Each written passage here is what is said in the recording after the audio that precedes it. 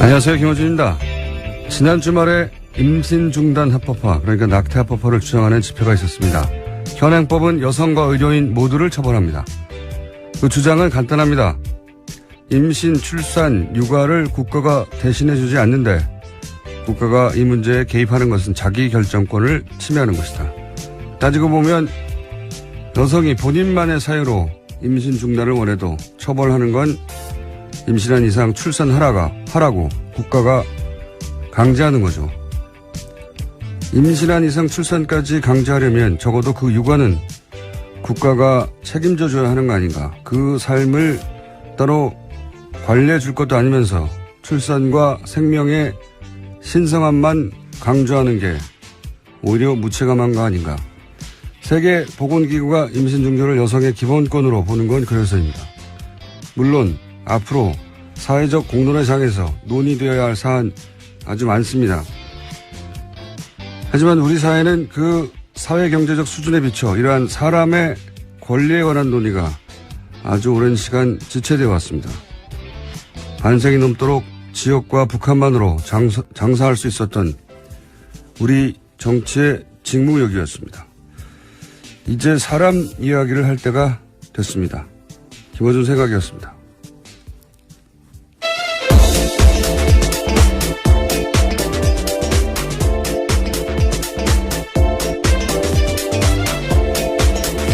시사인의 김은지입니다. 월요일은 힘들지 않으세요? 비도 오고 해서요. 더 좀 처지는 것 같은데요.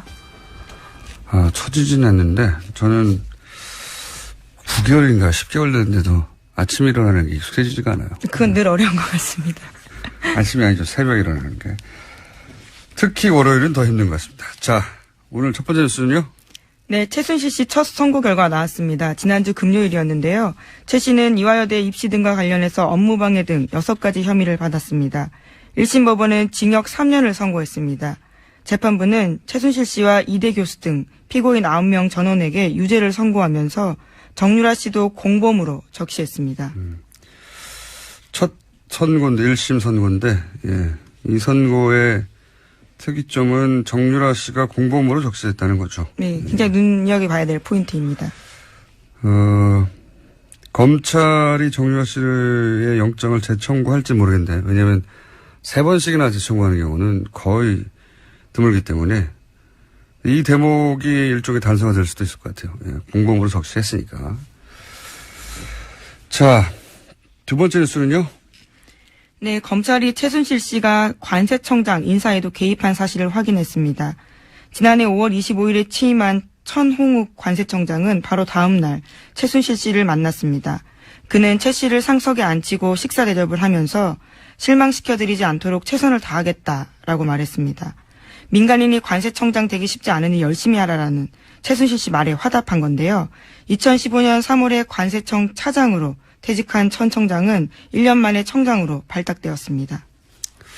굉장히 특이한 뉴스예요. 이제 최근에 이 정권 대선과 정권 교체이기 때문에 이 최순실 씨 관련 뉴스들이 이제 뒤로 밀렸었는데 다시 이제 재판 진행되고 있으니까 조금씩 나오고 있습니다. 근데 특이한 뉴스인 것이 관세청장, 그러니까 퇴직한 사람이거든요. 민간인이 된 거예요.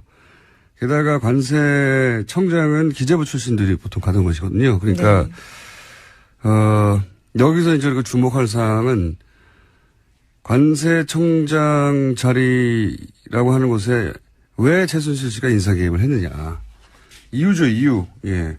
예를 들어 소방청장 인사에 개입했을 리는 없지 않습니까? 그것도 확인해 봐야 됩니다. 그러니까 관세청장 자리 인사 개입을 한 것은 거기에 본인이 생각하는 이권이 있었기 때문일 것이다. 이렇게 추론하는 게 합리적인데 그 이권이 뭐냐? 인사는 사실 지금은 인사에 개입했다라는 기본 사실관계만 어느 정도 파괴된 것이고 거기에 왜 개입했느냐? 인사는 도구일 뿐이지 목적이 아니거든요. 예. 그러니까 왜 개입했냐가 문제겠죠. 앞으로 밝혀내야 될. 네, 이미 앞서서 인천본부 세관장도 개입했다는 사실이 드러났었거든요. 네. 그러니까 한두 인사가 아닌 거죠. 관세청에서는. 관세청에 관한 한 주요 인맥들, 주요 자리들을 최순실 씨가 개입해서 그 자리에 원하는 사람 앉혔다는 이야기인데, 이 뉴스 핵심은. 이게 왜? 이권이 뭐길래? 이게 뉴스가 나와야 진짜겠죠, 이제. 예. 다음 뉴스는요? 네, 관련해서 그런 의혹들을 좀 설명해주는 폭로들이 있는데요. 노승일 씨의 앞선 폭로입니다. 최순실 씨가 거액을 국외로 무단 반출하면서 공항에서 VIP 대접 받았다라고 밝힌 바가 있거든요. 25,000유로 정도 들고 나가면서 신고도 하지 않고 프리패스 됐다라고 밝혔습니다. 25,000유로 때문에, 그랬을 것 같지는. 원래 이제, 만불이죠, 미화. 미화 만불 이상은 신고하게 되어 있는데, 뭐 2배 반 정도 되는 액수, 대략. 그 정도 액수인데, 한 3천만 원 3천만 원 정도 되겠군요. 환율에 따라. 그 돈 때문에 이렇게 관세청장 인사에 개입하고 인천 관세청에도 개입하고 그랬을 것 같지는 않거든요. 네. 왜 그랬을까? 궁금하네요. 자, 박근혜 대통령은 여기에 대해서 모른다고 그랬겠죠? 당연히. 네, 관세청장 인사가 최순실 씨 개입했냐라는 검찰의 주궁에 전혀 모르고 놀랍다라고 진술했다고 합니다. 최순실 씨가 그럼 임명장을 따로 줍니까? 말이 안 되는 거죠. 최순실 씨가 임명을 할 수는 없어요. 예, 개입을 할 수는 있지만. 저희가 확인했던 안종범 전 수석의 수첩에도 보면 관세청 인사 개입했던 부분들이 있거든요. 네. 대통령이 모른다라고 말하는 부분들이 말이 안 되는 여전히 거죠. 좀 의아하죠. 네. 그리고 최순실 씨가 안종범 씨한테 연락해가지고 이 사람을 지점장을 하라고 연락했다는 건가요? 또 말이 안 되고. 안종범 씨가 임명을 좀 하는 것도 아니에요, 또. 전 수석이. 대통령이 모른다는 건 이게 만약에 사실이면, 만약에 박근혜 전 대통령이 이걸 몰랐다고 하면, 저는 그건 말이 안 된다고 생각하지만, 그럼 대통령이 따로 있었던 거죠, 완전히. 실질적으로도. 형식적으로도 실질적으로도. 자, 다음 뉴스는요? 네, 검찰이 정찬우 한국거래소 이사장을 상대로 본격적인 재수사에 나설 예정입니다. 서울중앙지검은 참여연대 등이 고발한 정 이사장의 KB 하나은행 인사개입 사건을 특수일부에 배당했습니다. 정 이사장은 금융위원장 부위원장 당시에 이상화 전 KEB 하나은행 독일 법인장을 글로벌 영업 2본부장으로 승진시켰다라는 의혹을 받고 있습니다. 이것도 이제 인사개입 이야기냐. 네. 이상화 씨는 이제 아주 여러 번 등장했지만 우리 방송에도 신용장을 개설해서 독일에서 대출을 쉽게 받게 해주고 돈 심부름 돈 금고직이라고 표현됐죠. 예, 최순실 씨의 독일에서요? 독일 네. 금고직이. 그래서 이분을 하나은행에 자리를 만들어서까지 이분을 승진하게 만들었는데 이것도 보훈 인사가 아니라 인사 개입 문제인데 보니까 결국은 이를 통해 추가한 이권이 뭐냐. 예. 무리하게 여러 차례에 걸쳐 하나은행에서 불가하다고 한 사안을 안종범 수석을 통해 가지고 결국 새로운 자리를 만들어서 그 자리에 가게 만들었잖아요. 근데 그 자리가 뭐냐면 글로벌 영업. 예. 이게 다 연결되지 않습니까? 해외와 연결, 관세청장, 글로벌 영업. 목적이 뭐였을까? 실행한 이권이 뭐였을까? 혹은 하고자 했던 그 관점에서 뉴스가 나와야 제대로 된 뉴스일 것 같아요. 최순실 씨가 박근혜 대통령 얘기하고 박근혜 대통령이 안정무 수석한테 얘기하고 안종범 수석이 은행에 전화하고 이 구조잖아요. 뭘까요? 네. 워낙 말을 안 들으니까 안종범 전 수석이 화를 냈다라는 보도도 과거에 해드린 적이 있는데요. 그렇게 눈치가 없느냐, 내가 잘 되려고 하느냐라는 식의 이야기를 했다라는 거죠. 그러니까요. 해외에 돈이 오가는 일, 혹은 물자가 오가는 일, 그런, 보직을 개입해서, 인사 개입해서 최순실 씨가 이런 정황들이 나오고 있는 겁니다. 아마 조만간 제대로 수사가 된다면 그래서 무엇을 하려고 했다, 혹은 무엇을 했다가 나오겠죠. 자, 다음 뉴스는요. 군피아가 정부의 차세대 전투기 시설 사업 수주를 위해서 로비에 대거 동원됐다라는 국군 기무사령부의 내부 문서가 공개됐습니다. 특히 이 문건은 조현천 기무사령관의 우병우 당시 청와대 민정수석에게 직보했다라는 의혹이 제기되고 있는데요. 기무사가 지난해 2월 말 3월 초 청와대 민정수석실에 보고한 문서라고 합니다. 이건 요 보고 내용 자체는 전형적인 이제 방산비리. 왜냐하면 차세대 전투기 시설 사업이잖아요. 그러니까 아마도 경납고나 또는 뭐 관련 정비소 같은 관련 네. 시설이겠죠. 예. 그러면 이거는 이제 건설공사니까 건설업체들이 어떻게 로비했느냐 하는 문서인 것 같은데 이 뉴스 핵심은 이게 한민구 국방장관을 거치지 않고 우병우 민정수석에게 직보됐다는 거죠. 예, 기무사령관이 직보했다라는 겁니다. 이게 말이 안 되는 거란 말이죠. 예. 사드 배치 때도 그랬고 박근혜 정부에서 이제 주무부처 건너뛰고 청와대가 직접 보고받고 부처들은 허수아비가 되고 이런 경우가 많은데 구체적인 이제 문서가 나온 거죠. 우병우 전 민정수석에게 직보했다. 이거 말도 안 되는 거거든요. 국방부 장관은 몰라. 그런 뉴스가 나온 겁니다. 저희 이 뉴스를 한번 따로 다뤄볼 만한 가치가 있는 뉴스 같은데 조만간 이 문서를 입수한 의원실 측에 연결해서 네, 김혜영 더불어민주당 의원실입니다. 네, 구체적으로 따져보겠습니다. 다음 뉴스는요. 문재인 정부 출범 직후에 서울중앙지검이 첫 본격 수사 대상으로 갑질 논란을 일으켰던 미스터 피자를 선택했습니다.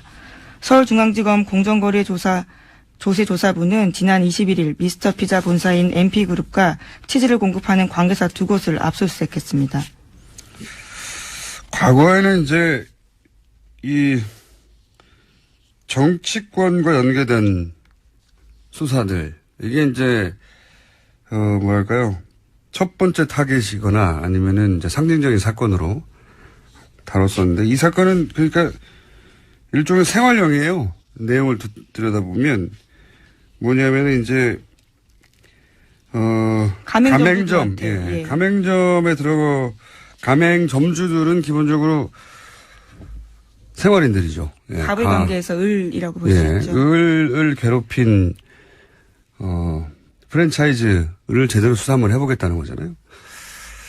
이런 수사들은 할 수는 있지만 과거에는 뭐 크게 큰 성과로 인정받지 검찰의 실력을 인정받는 사건이 아니었기 때문에 이런 사건이 첫 번째 수사 타깃이 되지는 않았었거든요. 그러니까 앞으로 윤석열 지검장이 타겟팅하는 비리가 어떤 것인지 이제 드러내는 상징적인 사건이죠. 예, 수사 결과는 앞으로 기대해 보겠습니다. 많은 특징이 바로 정치형이 아니라 생활형이다. 제가 보기에는. 네, 회장 자서전 대량으로 강매하라고 하고 비자금 조성 이런 것들이 있었다라고 합니다. 어떤 의미에서 김상조 공정이 을의 권리를 되찾는 그런 방향성과도 맞아떨어지는 수사 방향인 것 같아요. 예. 그렇게까지 연결될 건지는 좀 두고 봐야 알겠습니다만 현재 타겟은 그렇습니다. 예. 색다르네요. 다음 뉴스는요. 네, 미국이 사드 연내 배치 요구했는데 우리 정부가 얼버무렸다라는 식으로 아사히 신문이 보도했습니다. 청와대는 명백한 오보라면서 유감이라는 말까지 했습니다. 요즘 이 외신 중에 이제 일본발이나 일본과 가까운 미국 싱크탱크 관계자들의 발언 이거 굉장히 많이 보도돼요. 네. 몇 번 다뤘었는데 뉴스를 보자마자 이제 생각나는 게 왜냐하면 일단 사드 관련해서는 일본은 하루빨리 배치하라는 게 일본 정부의 입장이거든요. 왜냐하면 그 레이더에서 오는 정보를 원하니까 일본에서는. 네. 근데 일본의 이해가 담긴 기사들이 요즘 일본의 이해가 담긴 건 줄 모른 척 혹은 알면서도 외면한 채 나오는 기사들이 많은데 미국 싱크탱크 얘기를 좀만 더 하면 제가 지난주에 여기 꽂혔어요. 그 싱크탱크나 아시아 담당 관료들이 일본에 의해서 어떻게 관리되는지 어떻게 일본의 이해가 그 사람들을 통해서 반영되는지 우리가 알아야 해요. 왜? 대표적인 예를 들어볼까요? 그 미국의 NSC 아시아 담당 보좌관 매튜 포틴저라고 있어요. 지금 현재. 얼마 전에 한국 갔다 왔고 이제 우리나라에 왔다 가면서 남긴 기사 제목은 한국의 민주주의가 질투난다. 기억나세요? 네, 그 사람입니다. 아시아 정책을 결정하는데 중요한 사람이죠. 근데 이 양반이 얼마 전에 일본 외교부죠. 그 외무성의 부대신 소노우라 겐타로 이 사람에 의해서 이름이 언급된 적이 있어요. 이 푸틴저 한국에 관한 얘기를 하면서 푸틴저 얘기를 한 적이 있는데 무슨 얘기했냐면 위안부 합의가 불가역적이다. 바꿀 수 없다는 거죠.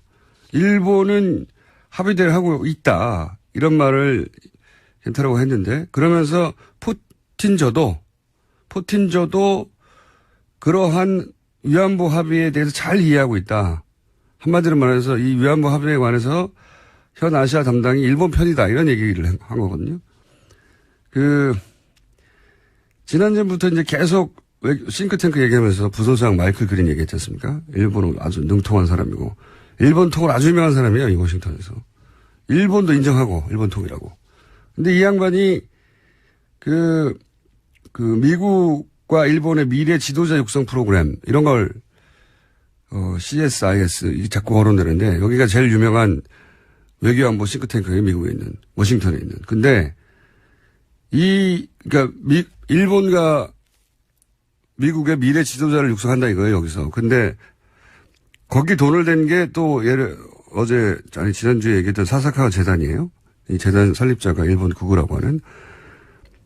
이 얘기를 왜 하냐면, 이 매튜 포틴저라는 사람이 일본 외무성이 언급했던, 위안부 관련해서 우리 편이라고 언급했던, 강력한 대북 제재를 공개적으로 얘기한 적이 한 번 있어요. 최근에. 아주 강력한 대북 제재를. 근데 그 자리가 어떠냐면 이 사사카와 재단. 돈을 대주는. 그러니까 대표적인 외교안보 싱크탱크의 핵심을 키워냈고 그리고 돈을 대주는 일본 재단이 사사카와 재단이에요. 이 재단이 주최하는 포럼에 매튜 포틴저가 와서 그런 말을 한 거예요. 그러니까 무슨 얘기를 하려냐면 말이 길어졌네요. 짧게 끊을게요, 이제. 그러니까 우리 보수 매체들이 받아 쓰는 사람들의 멘트들이 그런 관련한 싱크탱크 관계자들이 일본이 관리하고 그리고 일본 이해가 반영된 그런 전문가들이 많다는 겁니다. 그래서 그런 사람들의 입으로 거꾸로 한미동맹의 이야기를 듣는 경우가 많거든요. 일본 이해가 반영된. 생각해보면 되게 심각한 거예요. 일본은 이런 미국 싱크탱크를 관리한 지 오래됐어요. 아주. 오래됐고. 예를 들어서 이런 사사카와 민간재단이거든요. 민간재단이 쓰는 돈이 우리 외교부가 쓰는 돈이 100배가 넘어요. 이런 데 관리하는데, 제가 알기로는.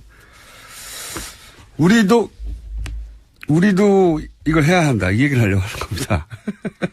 예산 좀 많이 들여서, 이런 장기 계획 수립해서 예산 대폭 증액해서 인력도 대폭 증원해서 이런 싱크탱크 혹은 관료들에 대한 접촉면도 느리고 프로그램도 가동해야 한다.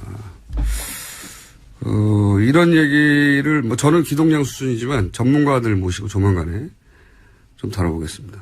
이거 굉장히 중요한 내용이거든요. 우리 보수가 맨날 한미동맹 하는데 그 한미동맹에 관해 거론한 전문가가 실제 일본의 이해를 반영하는 사람이 많다는 거예요. 그리고 그냥 우리는 그냥 그 입만 쳐다보고 있는 경우도 많고. 자, 갑자기 생각이 나서 최근에 한미동맹 워싱턴발 기사들이 많이 쏟아지는데 그 워싱턴발 기사들에 거론되는 전문가들이라고 하는 것이 우리 이해를 반영하는 사람들이 그러니까 적어도 우리 이해를 반영할 필요는 없는데 미국의 이해를 충실하면 되는 거죠. 그들은 미국 관료니까. 근데 그분들이 그렇게 말하는 사람들이 일본과 굉장히 밀접한 관계가 있거나 활동을 해왔던 사람들인 경우가 많은데, 이렇게 그냥 둘 수는 없다. 우리 보수가 이런 걸 놓치고 있었어요, 오랫동안. 한미동맹 이야기만 하고. 이야기가 길었습니다. 자, 제목 하나 정도 더 읽을 시간이 있습니다. 네, 서훈 원장의 국정원장이요. 이 핵심 실장 두 자리를 외부 전문가로 영입했다라는 보도도 있습니다. 핵심 실장 두 사람을? 예, 이례적이고요. 처음 있는 일이라고 합니다. 좀 국내 파트를 없애고 이제 해외, 북한 이 부분을 강화한다고 했으니까 그 부분에 민간 전문가가 발탁됐나 보죠? 예, 그렇습니다. 해외 정부와 북한 파트 책임자를 외부 민간 전문가로 들였다라는 겁니다. 국정원은 워낙 폐쇄적인 집단이라 국정원 출신으로부터 저희가 모시고 저희 방송에서 한번 다뤄봐야 되겠네요. 이게 어떤 의미가 있는 건지. 예, 해외 정보실장, 북한 실장입니다. 예, 국내 파트가 정말로 없어질 건지도 우선 그렇게 선언을 했습니다. 예, 없어졌다고요. 선언을 했고 예. 지금 거기까지 가는 중간 단계인 거겠죠. 네, 워낙 큰 조직이니까. 자, 오늘은 여기까지 하겠습니다. 지금까지 시사인의 김은지였습니다. 감사합니다.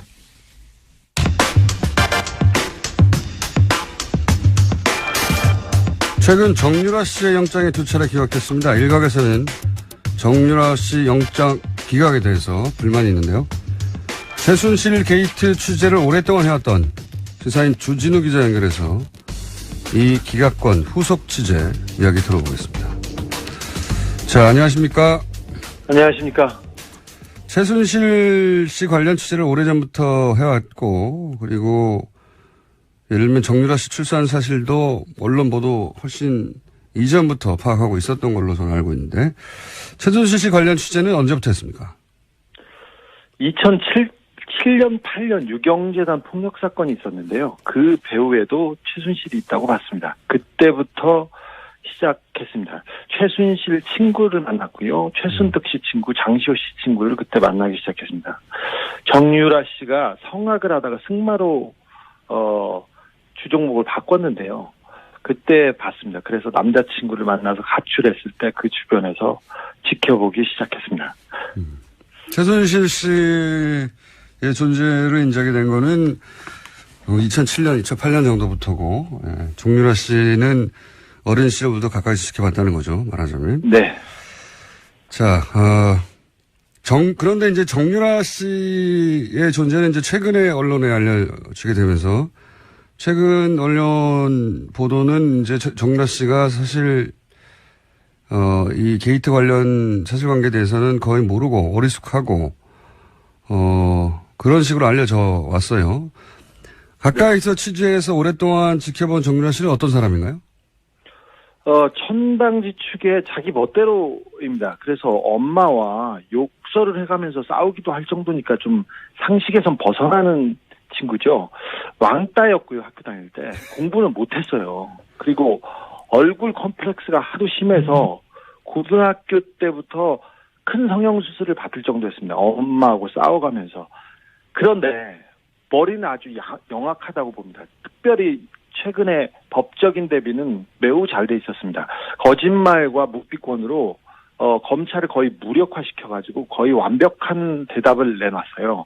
특별히 이재용 삼성 부회장 구속영장 기각에 대해서 정유라 씨가 직접 편지를 써서 기각 사유를 물어봅니다. 그래서 기각 사유가 코어 스포츠하고 관련됐으면 좋겠다고 그 자료를 모을 정도로 준비가 돼 있었고요. 그리고 말 관련된 게 발각될까봐, 검찰에 발각될까봐 말을 블라디미르로 바꾸라고 말 세탁을 조언하고 직접 지시한 사람도 정유라 씨였습니다.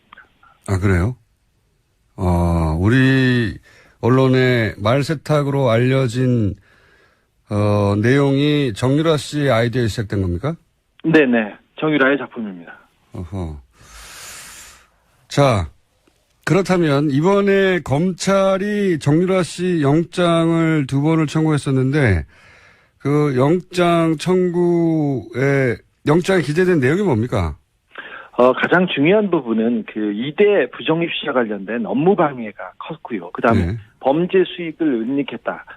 도피 자금을 썼던 부분이 추가돼 있었습니다. 범죄 수익을 은닉한 혐의는 작았고요. 업무 방해가 좀 컸는데 그게 업무 방해, 공무원들의 공무 집행을 방해했다는 그런 혐의였습니다. 최근에 이제 1심 판결이 공법으로 났으니까 네. 재청구의 가능성이 조금 생긴 것 같긴 한데 그런데 이제 이번에 영장을 기각하신 그 판사가 고영태 씨는 영장을 발부를 했어요. 그래서 네네. 비교하기가 좋을 것 같아서 고영태 씨의 발부 그리고 정유라 씨의 기각 이걸 딱 같은 선상에 놓고 비교하기가 좋을 것 같아서 제가 이제 이 사례를 여쭤보는데 고영태 씨가 영장이 발부됐었는데 그때 같은 판사가 영장을 발부한 사유는 뭐였습니까? 그때는 알선 수재였습니다. 그러니까 인천 세관의 어떤 직원의 승진을 도와줬다는 이유로 다른 사람한테 돈을 받아요. 그 승진한 사람한테 받은 게 아니라. 그리고 그 돈을 받아서 최순실과 박근혜 대통령한테 영향을 미쳤다는 알선수재예요. 그 사건이. 그러니까 고영태 씨가 승진을 도와준 사람이 아니라 승진을 도와준 사람 아닌 다른 사람에게 돈을 받아서 그 돈을 받은 것으로 최순실 씨와 박근혜 전 대통령의 인사에 영향을 미쳤다. 이게 혐의예요? 네, 그렇습니다. 굉장히 복잡하죠. 그런데 이 사건 관련자 5명, 6명 가운데 처벌받은 사람은 고영태 뿐입니다. 그런데 이 알선수재는, 무죄 가능성이 크고요. 유죄가 나와도 집행유예 사안입니다. 그리고 다른 건 같은 경우는 경찰에서 이미 수사해서 무혐의한 거를 함께 기소했습니다. 그런데 발부된 사연은 뭡니까 그러면? 가장 중요한 부분은 증거인멸, 도주 우려와 증거인멸 우려가 있다는 건데요. 고영태는 검찰 수사를 도운 인물입니다.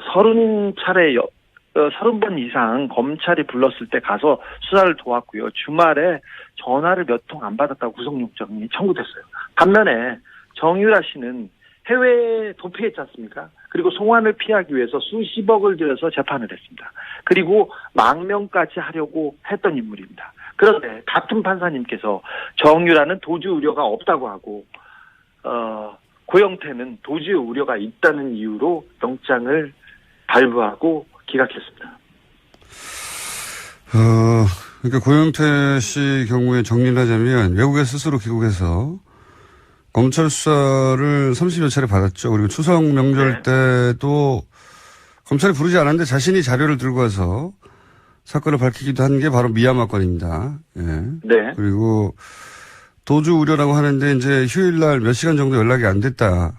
이런 사연인 거죠. 예. 예. 그런데 도주 우려로 구속영장이 발부됐고 정유라 씨 같은 경우에는 직접 2억 원 이상 뇌물로 생각할 때는 범죄 수익을 수령한 거 아니겠어요? 그리고 그렇죠. 20억이죠 최소. 그러니까 본인이 직접 썼다고 하는 월급을 받았다는 것만 해도 2억이 넘으니까요. 그러니까 그리고 그 돈이 삼성에서 온 것도 정유라 씨가 알고 있었고 그리고 해외에서 도피하다가 JTBC죠. 발각돼서 구치소에 있는 동안도 제3국 국적 취득을 하려고 했고 그러다가 정권 교체돼서 어쩔 수 없이 귀국했는데 도주 우려는 없다고 하고 그러니까 이렇게 비교하면 쉬울 것 같아요. 고영태 씨와 정유라 씨가 한 사람은 왜 구속되고 한 사람은 왜 기각됐냐 형평에 맞지 않느냐 이런 의문을 가질 수 있는데 그럼 정유라 씨 영장이 두 번째 청구됐을 때 발부될 거라고 예상했었습니까? 아니요. 기각될 가능성이 매우 높다고 봤습니다. 왜 그렇게 생각했었어요? 정유라 씨는 삼성 뇌물 사건의 핵심 당사자이자 그 자체가 증거입니다. 그리고 직접 말세탁을 했다는 정황이 나왔는데 정유라가 구속될 경우 이재용 재판에 직격탄이 될 가능성이 컸습니다. 그래서 정유라 영장은 기각될 것으로 봤습니다. 그리고 삼성이 관련됐다고 해서 무조건 기각되는 건 아니잖아요. 이번에 국정농단 사건을 자세히 이렇게 들여다보면 삼성 관련 영장은 계속 기각되고 있습니다. 그리고 예를 들어서 이번에 예를 들어서 승마협회 회장으로 독일로 날아가서 정유라를 직접 지원했던 박상진 사장 있지 않습니까? 이 사건을 모두 다 알고 있는 박상진 사장이 삼성전자 영장이 기각됐고요. 그다음에 이재용 부회장 주변에 통화 내용 수사를 위해서 통신영장이 청구됐었는데 거의 대부분 기각됐습니다. 그리고 이재용 구속을 앞두고 고위 검사와 우병우 전 수석의 통화 내역 조사도 영장 기각으로 막혔습니다. 통신영장은 대개 수사를 위해서 내주는데 삼성 관련해서는 기각되고 있습니다. 이재용 부회장만 구속이 됐을 뿐 관련자들이나 혹은 통화 내용은 계속 기각되어 왔다. 삼성 관련은. 네, 그렇습니다. 그래서 삼성 관련 집행들이 잘 안 되고 있어 왔기 때문에 정유라 씨는 삼성의 뇌물을 수수한 직접 당사자라서 영장이 발부되기 어렵지 않겠냐 예상했었다.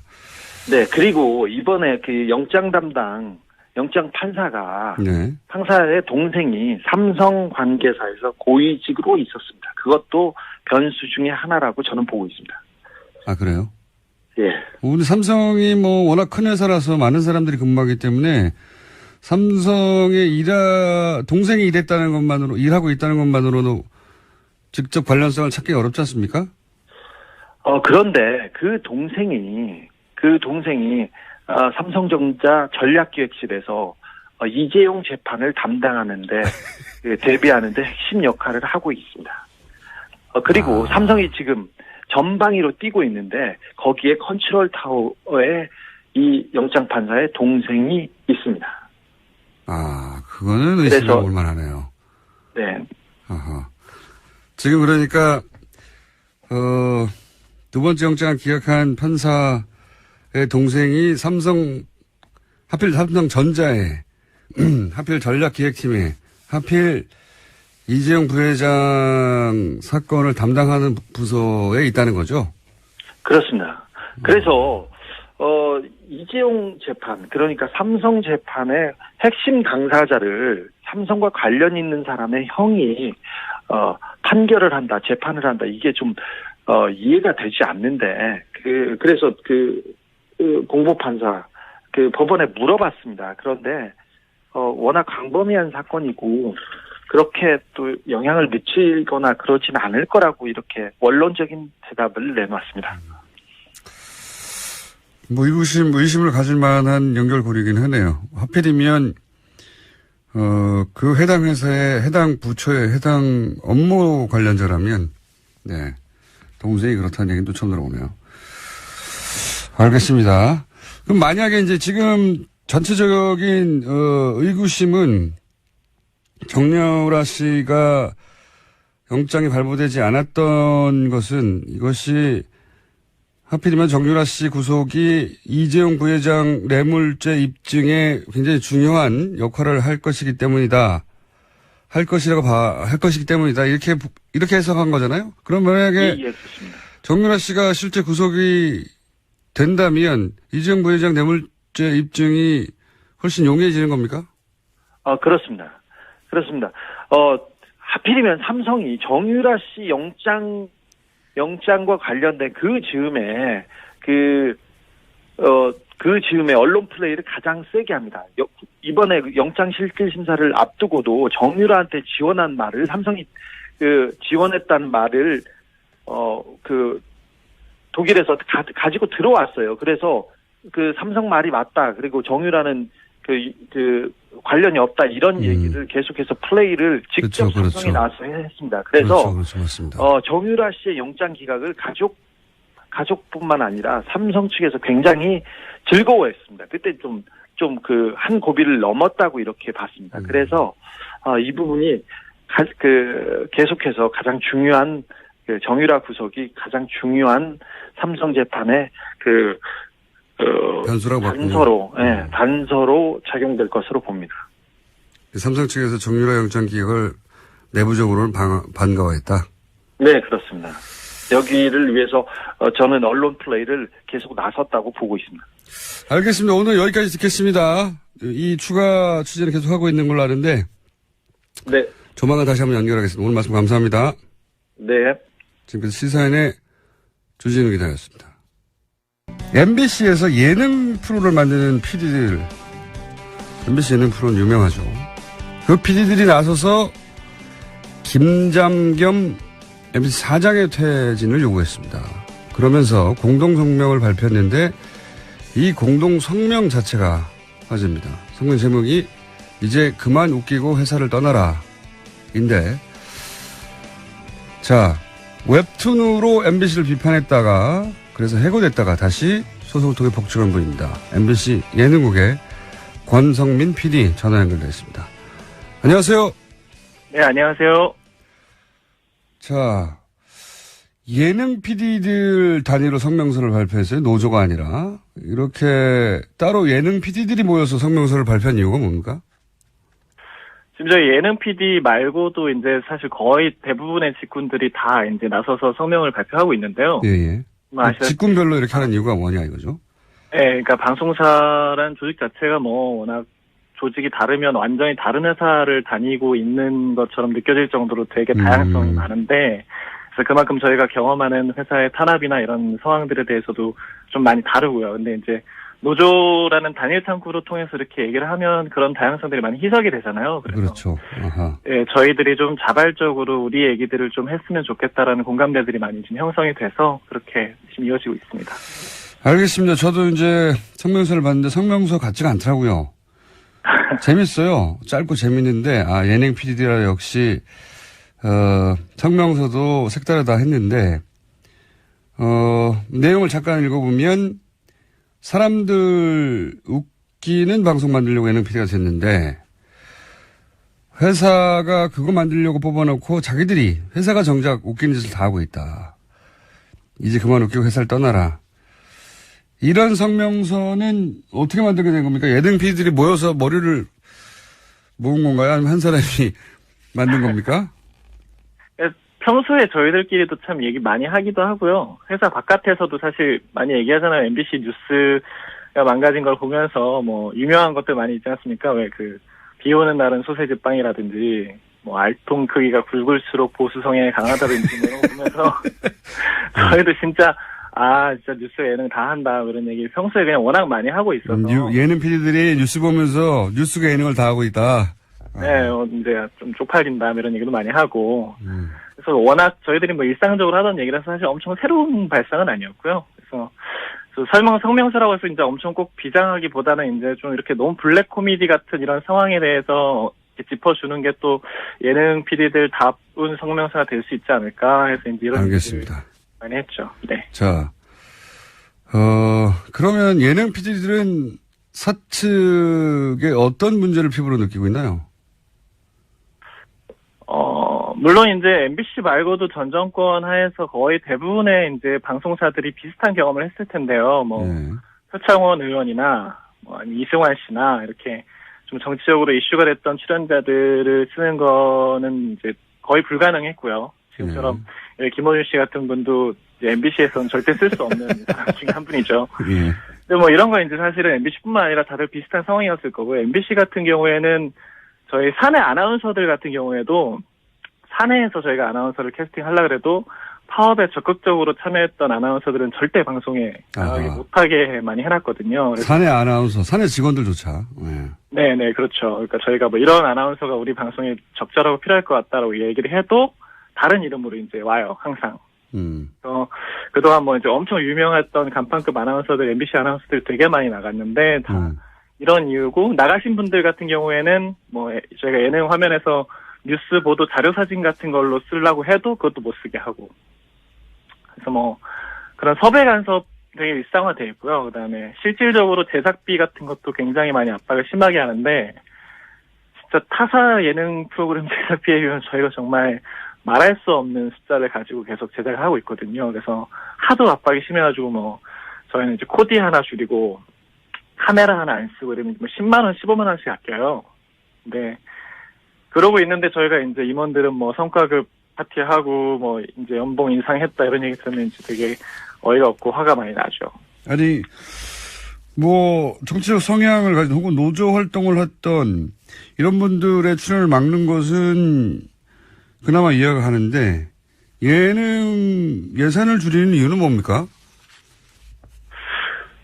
저희도 그게 이해가 잘 안 되는데, 회사가 계속 경영난이다, 뭐 적자가 심하다 이렇게 얘기를 하면서 제작비 같은 것들을 계속 줄여라라고 얘기를 하고 있는데, 실질적으로 모든 영역에서 이렇게 돈을 줄이고 있느냐라고 하면 또 그건 아니거든요. 그래서 뭐 전 안광한 사장 같은 경우에는 그 DMC 페스티벌이라는 이런 행사들을 기획하면서 사실 거기에 이제 당신이 필요한 뭐 그런 손님들을 모시고 이런 데다가 저희 예능 PD를 막 맨날 밤새고 이러고 있는데 사출돼가지고 가서 막 하고, 근데 거기에는 또 돈이 엄청 많이 들어가고, 정작 저희 예능 프로그램 만드는 데는 이제 뭐 차 한 대 더 쓰는 거에서도 이제 또 불려가서 깨지기도 하고. 이해가 안 가는 상황이네요. 예. 네, 그렇죠. 저희도 방송국의 경쟁력은 프로그램에서 나오는 건데 프로그램 예산은 줄이고 행사 예산은 늘리고 뭐 이런 얘기인 것 같은데. 네네. 그거 참 이해가 안 가네요. 그러면 혹시 본인 프로그램 예산만 줄어든 거 아니에요? 능력이 없어가지고? 예능국 전체 예산이 다른 예능 PD들도 같은 얘기를 합니까? 그럼요. 그리고 이상하네. 사실은 뭐 전반적으로 예산이 작은 것도 그렇지만 정말 뭐 이름을 얘기하기에 그렇지만 정말 돈을 잘 벌어오는 몇몇 예능 프로그램들이 있잖아요. 근데 예, 무한도전이요? 그런 프로그램에서도 뭐 똑같이 예, 그런 프로그램에서도 똑같이 계속 뭐 차 한 대 먹는 거 뭐 MBC를 대표하는 무한도전 같은 프로그램도 예산이 줄어요? 엄청 압박을 많이 받으면서 제작하고 있는 걸로 알고 있어요. 그래요? 뭐 제가 그 팀이라서 뭐 정확하게 숫자들은 모르지만 왜 간판 프로들까지 예능이 방송을 먹여 살리지 않나요? 예산을 줄인다는 게 이해가 안 가네. 이와 같은 예능 PD들로서 그런 점도 굉장히 어렵다. 그렇죠. 그리고 분위기 자체도 굉장히 권위주의적으로 많이 바뀌었고요. 예를 들면요? 그러니까 뭐 저는 이제 사실은 되게 안 좋아지기 시작했을 때부터 일을 시작해가지고 저희한테는 되게 전설 같은 얘기지만 MBC가 엄청 좋았던 후 시절에는 이게 막 상향식 의사결정 구조가 엄청 활발했던 회사다. 밑에서부터 의견이 올라와서 결정되는 게 많았다. 뭐 이렇게 마음에 안 들면 PD가 이렇게 국장하고 싸워서 의견 표출할 수 있었다. 뭐 이런 얘기들이 막 전설처럼 들려오는데 지금은 까라면 까야 되고 네. 말 안 들으면 뭐 갑자기 프로그램 뺏기고 그냥 엉뚱한 그냥 프로그램 없이 책상을 지키고 앉아야 됐어야 되는 일도 많고 물론 보도국이나 이런 데서는 막 스케이트장도 보내고 뭐 저기 수원으로 영업부서로 막 쫓아내고 이런 일도 많죠. 예능은 그 정도까지는 아닌데 당장 그냥 프로그램 안 맡기고 그냥 예능국 책상에 앉아있게 하는 경우가 되게 생각보다 많은 거죠. 그래서 뭐 권위주의로 따지면 예능뿐만 아니라 뭐 임원들한테 인사 제대로 안 한다고 까이는 건 굉장히 비일비재하고 네, 군대도 아니고 기획안 프로그램 같은 거 프레젠테이션 할 때 내용이 아니라 뭐 임원들 앞에서 좀 자세가 불량했다. 옷차림이 그게 뭐냐. 옷차림. 뭐 이런 걸로 이제 는 되게 그런 분위기를 되게 좋아하시는 것 같아요. 이게 회사가 이래야 회사지 뭐 이런 분위기가. 지금 경영진들이 그렇다. 예. 네네 그렇죠. 알겠습니다. 근데 그래서 지금 예능을 비롯하여 MBC 노조의 각 직군별로 사내 구성원들이 사장 퇴진을 요구하는 목소리가 나오고 있다고 하는데 사장 퇴진을 요구하는 이유를 예능 PD 차원에서 설명하면 어떻습니까? 예능 PD 차원에서 라기보다도 일단 지금 MBC 상황 전체가 굉장히 많이 망가져 있잖아요. 예. 네, 이제 얼마 전에 사장으로 취임한 김장겸 사장 같은 경우에는 사실은 MBC가 이렇게 많이 망가지게 된 사실은 거의 근본적인 사람이거든요. 그러니까 이명박 정권 때 본격적으로 MBC 장악을 시작했을 때 사실 뉴스에서부터 시작을 한 거잖아요. 근데 이제 그때 그분이 정치부장이었거든요.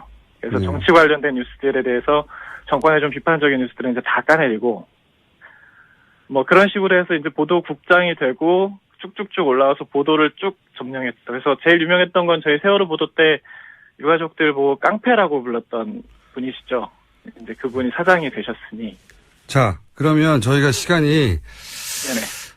1분밖에 안 남아서 그럼 MBC 구성원이 바라는 뭐 MBC 뉴스데스크에 대한 자괴감도 있을 것이고 이명박 박근혜 정부를 거치면서 MBC 내부 구성원들이 느낀 좌절감도 있었을 텐데 MBC 구성원이 원하는 해법은 뭡니까? 어떻게 해결되기를 바랍니까? 1분 내에 설명해 주세요.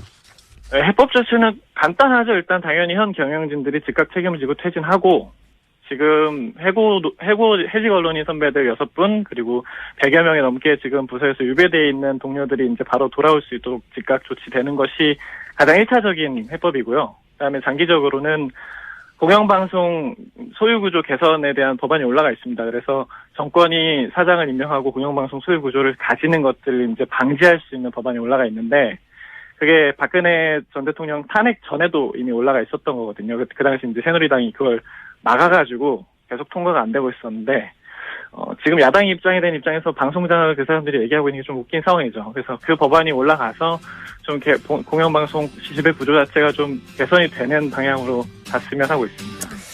다시 한번 시간 마련하겠습니다. 감사합니다. MBC 예능국 네, 권성민 감사합니다. PD였습니다. 일종의 생활형이에요. 내용을 들여다보면 뭐냐면 이제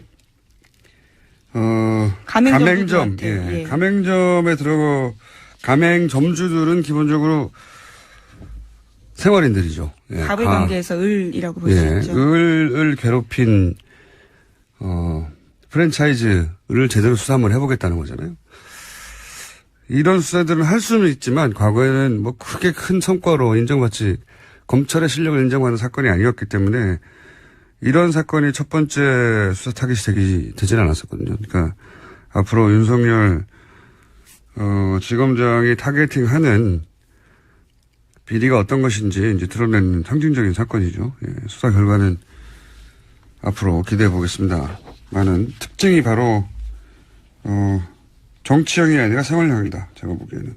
네, 회장 자서전 대량으로 강매하라고 하고 비자금 조성 이런 것들이 있었다라고 합니다. 어떤 의미에서 김상조 공정이 을의 권리를 되찾는 그런 방향성과도 맞아떨어지는 수사 방향인 것 같아요. 예. 그렇게까지 연결될 건지는 좀 두고 봐야 알겠습니다만 현재 타겟은 그렇습니다. 예. 색다르네요. 다음 뉴스는요. 네, 미국이 사드 연내 배치 요구했는데 우리 정부가 얼버무렸다라는 식으로 아사히 신문이 보도했습니다. 청와대는 명백한 오보라면서 유감이라는 말까지 했습니다. 요즘 이 외신 중에 이제 일본발이나 일본과 가까운 미국 그 싱크탱크 관계자들의 발언이 굉장히 많이 보도돼요. 네.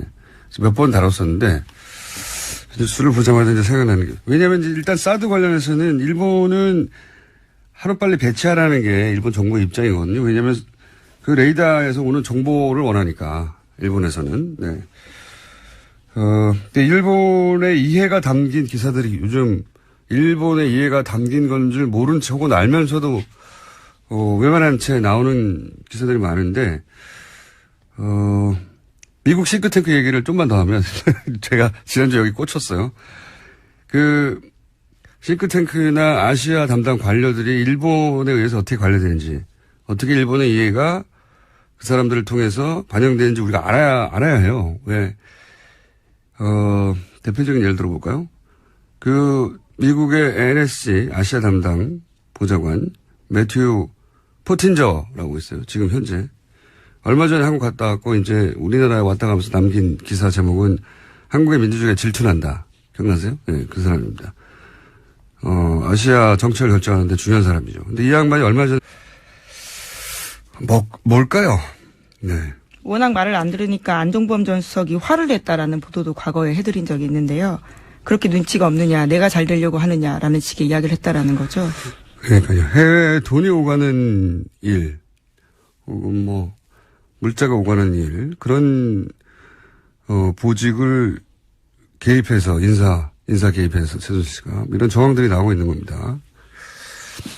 아마 조만간 제대로 수사가 된다면 그래서 무엇을 하려고 했다 혹은 무엇을 했다가 나오겠죠. 자, 다음 뉴스는요. 군피아가 정부의 차세대 전투기 시설 사업 수주를 위해서 로비에 대거 동원됐다라는 국군 기무사령부의 내부 문서가 공개됐습니다. 특히 이 문건은 조현천 기무사령관의 우병우 당시 청와대 민정수석에게 직보했다라는 의혹이 제기되고 있는데요. 기무사가 지난해 2월 말 3월 초 청와대 민정수석실에 보고한 문서라고 합니다. 이건 뭐 요 보고 내용 자체는 전형적인 이제 방산비리. 왜냐하면 차세대 전투기 시설 사업이잖아요. 그러니까 아마도 경납고나 또는 뭐 관련 정비소 같은 관련 네. 시설이겠죠. 예. 그러면 이거는 이제 건설공사니까 건설업체들이 어떻게 로비했느냐 하는 문서인 것 같은데 이 뉴스의 핵심은 이게 한민구 국방장관을 거치지 않고 우병우 민정수석에게 직보됐다는 거죠. 예, 네. 기무사령관이 직보했다라는 겁니다. 이게 말이 안 되는 거란 말이죠. 예. 사드 배치 때도 그랬고 박근혜 정부에서 이제 주무부처 건너뛰고 청와대가 직접 보고받고 부처들은 허수아비가 되고 이런 경우가 많은데 그 구체적인 이제 문서가 나온 거죠. 우병우 전 민정수석에게 직보했다. 이거 말도 안 되는 거거든요. 국방부 장관은 몰라. 그런 뉴스가 나온 겁니다. 저희 이 뉴스를 한번 따로 다뤄볼 만한 가치가 있는 뉴스 같은데 조만간 이 문서를 입수한 의원실 측에 연결해서 네, 김혜영 더불어민주당 의원실입니다. 네, 구체적으로 따져보겠습니다. 다음 뉴스는요. 문재인 정부 출범 직후에 서울중앙지검이 첫 본격 수사 대상으로 갑질 논란을 일으켰던 미스터 피자를 선택했습니다. 서울중앙지검 공정거래조사부는 지난 21일 미스터 피자 본사인 MP그룹과 치즈를 공급하는 관계사 2곳을 압수수색했습니다. 과거에는 이제 이 정치권과 연계된 수사들, 이게 이제 뭐랄까요, 첫 번째 타겟이거나 아니면은 이제 상징적인 사건으로 다뤘었는데, 이 사건은 그러니까 가 관세청장 인사에도 개입한 사실을 확인했습니다. 지난해 5월 25일에 취임한 천홍욱 관세청장은 바로 다음 날 최순실 씨를 만났습니다. 그는 최 씨를 상석에 앉히고 식사 대접을 하면서 실망시켜드리지 않도록 최선을 다하겠다라고 말했습니다. 민간인이 관세청장 되기 쉽지 않으니 열심히 하라라는 최순실 씨 말에 화답한 건데요. 2015년 3월에 관세청 차장으로 퇴직한 천 청장은 1년 만에 청장으로 발탁되었습니다. 굉장히 특이한 뉴스예요. 이제 최근에 이 정권 대선과 정권 교체이기 때문에 이 최순실 씨 관련 뉴스들이 이제 뒤로 밀렸었는데 다시 이제 재판 진행되고 있으니까 조금씩 나오고 있습니다. 근데 특이한 뉴스인 것이 관세청장, 그러니까 퇴직한 사람이거든요. 민간인이 된 거예요. 게다가 관세청장은 기재부 출신들이 보통 가던 것이거든요. 그러니까 네. 여기서 이제 주목할 사항은 관세청장 자리라고 하는 곳에 왜 최순실 씨가 인사 개입을 했느냐. 이유죠, 이유. 예. 예를 들어 소방청장 인사에 개입했을 일은 없지 않습니까? 그것도 확인해 봐야 됩니다. 그러니까 관세청장 자리 인사 개입을 한 것은 거기에 본인이 생각하는 이권이 있었기 때문일 것이다. 이렇게 추론하는 게 합리적인데, 그 이권이 뭐냐? 인사는 사실 지금은 인사에 개입했다라는 기본 사실관계만 어느 정도 파괴된 것이고, 거기에 왜 개입했느냐? 인사는 도구일 뿐이지 목적이 아니거든요. 예.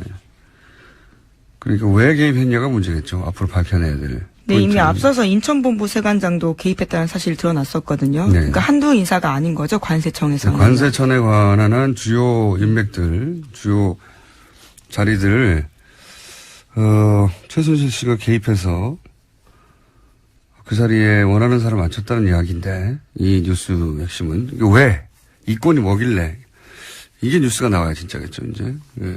다음 뉴스는요. 네, 관련해서 그런 의혹들을 좀 설명해주는 폭로들이 있는데요. 노승일 씨의 앞선 폭로입니다.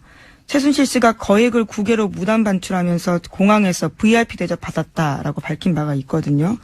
25,000유로 정도 들고 나가면서 신고도 하지 않고 프리패스 됐다라고 밝혔습니다. 25,000유로 때문에 그랬을 것 같지는, 원래 이제 만불이죠, 미화 10,000불 이상은 신고하게 되어 있는데, 그 2배 반 정도 되는 액수, 대략 그 정도 액수인데, 한 3천만 원 정도 되겠군요, 환율에 따라. 그 돈 때문에 이렇게 관세청장 인사에 개입하고 안녕하세요, 김호준입니다. 지난 주말에 임신 중단 합법화, 그러니까 낙태 합법화를 주장하는 집회가 있었습니다. 현행법은 여성과 의료인 모두를 처벌합니다. 그 주장은 간단합니다. 임신, 출산, 육아를 국가가 대신해주지 않는데 국가가 이 문제에 개입하는 것은 자기 결정권을 침해하는 것이다. 따지고 보면 여성이 본인만의 사유로 임신 중단을 원해도 처벌하는 건 임신한 이상 출산하라고 국가가 강제하는 거죠. 임신한 이상 출산까지 강제하려면 적어도 그 육아는 국가가 책임져 줘야 하는 거 아닌가. 그 삶을 따로 관리해 줄 것도 아니면서 출산과 생명의 신성함만 강조하는 게 오히려 무책임한 거 아닌가. 세계보건기구가 임신 중절을 여성의 기본권으로 보는 건 그래서입니다. 물론 앞으로 사회적 공론의 장에서 논의되어야 할 사안 아주 많습니다. 하지만 우리 사회는 그 사회경제적 수준에 비춰 이러한 사람의 권리에 관한 논의가 아주 오랜 시간 지체되어 왔습니다. 반세기 넘도록 지역과 북한만으로 장사할 수 있었던 우리 정치의 직무역이었습니다. 이제 사람 이야기를 할 때가 됐습니다. 김어준 생각이었습니다.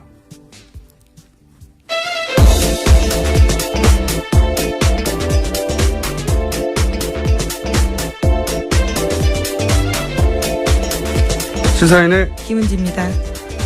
월요일은 힘들지 않으세요? 비도 오고 해서요. 더 좀 처지는 것 같은데요. 처지진 않는데 저는 9개월인가 10개월 됐는데도 아침에 일어나는 게 익숙해지지가 않아요. 그건 늘 어려운 것 같습니다. 아침이 아니죠. 새벽에 일어나는 게. 특히 월요일은 더 힘든 것 같습니다. 자, 오늘 첫 번째 뉴스는요. 네, 최순실 씨 첫 선고 결과 나왔습니다. 지난주 금요일이었는데요. 최 씨는 이화여대 입시 등과 관련해서 업무방해 등 6가지 혐의를 받았습니다. 1심 법원은 징역 3년을 선고했습니다. 재판부는 최순실 씨와 이대 교수 등 피고인 9명 전원에게 유죄를 선고하면서 정유라 씨도 공범으로 적시했습니다. 첫 선고인데 1심 선고인데 이 선고의 특이점은 정유라 씨가 공범으로 적시했다는 거죠. 네, 굉장히 눈여겨봐야 될 포인트입니다.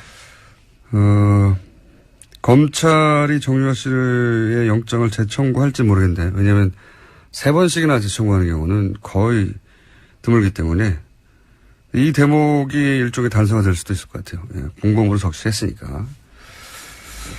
자, 두 번째 뉴스는요. 네, 검찰이 최순실 씨 인천 관세청에도 개입하고 그랬을 것 같지는 않거든요. 네. 왜 그랬을까? 궁금하네요. 자, 박근혜 대통령은 여기에 대해서 모른다고 그랬겠죠? 당연히. 네, 관세청장 인사가 최순실 씨 개입했냐라는 검찰의 주궁에 전혀 모르고 놀랍다라고 진술했다고 합니다. 최순실 씨가 그럼 임명장을 따로 줍니까? 말이 안 되는 거죠. 최순실 씨가 임명을 할 수는 없어요. 개입을 할 수는 있지만. 저희가 확인했던 안종범 전 수석의 수첩에도 보면 관세청 인사 개입했던 부분들이 있거든요. 네. 대통령이 모른다라고 말하는 부분들이 말이 안 되는 여전히 거죠. 좀 의아하죠. 네. 그러면 최순실 씨가 안종범 씨한테 연락해가지고 이 사람을 지점장을 하라고 연락했다는 건가요? 또 말이 안 되고 안종범 씨가 임명을 좀 하는 것도 아니에요. 또 전 수석이 대통령이 모른다는 건 이게 만약에 사실이면 만약에 박근혜 전 대통령이 이걸 몰랐다고 하면 뭐 저는 그건 말이 안 된다고 생각하지만 그럼 대통령이 따로 있었던 거죠. 완전히 실질적으로도 형식적으로도 실질적으로도. 자, 다음 뉴스는요. 네, 검찰이 정찬우 한국거래소 이사장을 상대로 본격적인 재수사에 나설 예정입니다. 서울중앙지검은 참여연대 등이 고발한 정 이사장의 K입이 하나은행 인사개입 사건을 특수일부에 배당했습니다. 정 이사장은 금융위원장 부위원장 당시에 이상화 전 K입이 하나은행 독일 법인장을 글로벌 영업 2본부장으로 승진시켰다라는 의혹을 받고 있습니다. 이것도 이제 인사개입 이야기네. 네. 이상화 씨는 이제 아주 여러 번 등장했지만 우리 방송에도 신용장을 개설해서 독일에서 대출을 쉽게 받게 해주고 돈 심부름 금고직이라고 표현됐죠. 최순실 씨의 독일에서요? 독일 금고직이. 그래서 이분을 하나은행의 자리를 만들어서까지 이분을 승진하게 만들었는데 이것도 보훈 인사가 아니라 인사 개입 문제인데 보니까 결국은 이를 통해 추가한 이권이 뭐냐. 무리하게 여러 차례에 걸쳐 하나은행에서 불가하다고 한 사안을 안종범 수석을 통해 가지고 결국 새로운 자리를 만들어서 그 자리에 가게 만들었잖아요. 근데 그 자리가 뭐냐면 글로벌 영업. 이 다 연결되지 않습니까? 해외와 연결, 관세청장, 글로벌 영업. 목적이 뭐였을까? 실행한 이권이 뭐였을까? 혹은 하고자 했던 그 관점에서 뉴스가 나와야 제대로 된 뉴스일 것 같아요. 최순실 씨가 박근혜 대통령 얘기하고 박근혜 대통령이 안정무 수석한테 얘기하고 안종범 수석이 은행에 전화하고 이 구조잖아요.